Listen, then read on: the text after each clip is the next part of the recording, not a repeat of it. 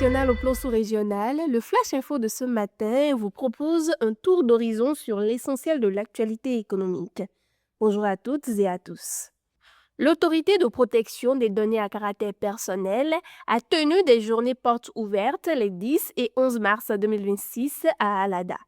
Sous le thème Protection des données personnelles, un droit pour tous, un devoir pour chacun. L'initiative visait à sensibiliser les citoyens et les entreprises aux enjeux de la souveraineté numérique. Le conseiller Amunda Abou Seydou et les autorités préfectorales ont rappelé l'importance de maîtriser ses droits face au risque de partage abusif afin de renforcer la confiance dans l'écosystème numérique béninois. Le 10 mars 2026 également, la Guinée-Bissau a officialisé la création de la Société de Kadiou de Guinée-Bissau. Soutenue par la BOAD à hauteur de 9,15 milliards de francs CFA, cette initiative vise à porter le taux de transformation locale de la noix de cajou de 10 à 50% d'ici 2030. Elle vise à capter davantage de valeur ajoutée, de créer des emplois pour les jeunes et les femmes et de stabiliser l'économie rurale du pays qui a exporté 250 000 tonnes de noix brutes en 2025.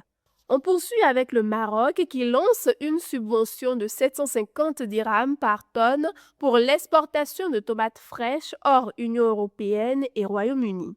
Ce dispositif cible uniquement les volumes dépassant la moyenne historique afin de stimuler une réelle expansion vers l'Afrique et d'autres marchés mondiaux.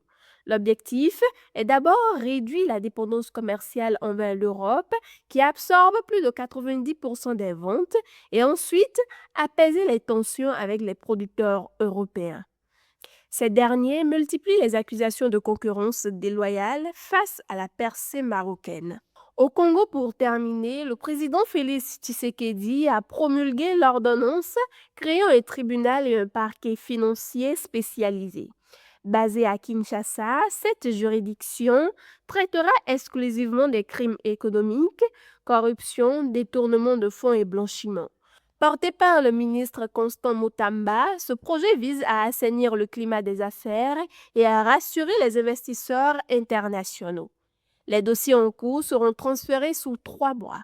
L'efficacité du dispositif reposera désormais sur l'intégrité et l'expertise des magistrats nommés pour piloter cette lutte contre l'impunité financière. Amis internautes, ce sera tout pour ce lundi matin. Merci pour votre attention et agréable semaine à tous.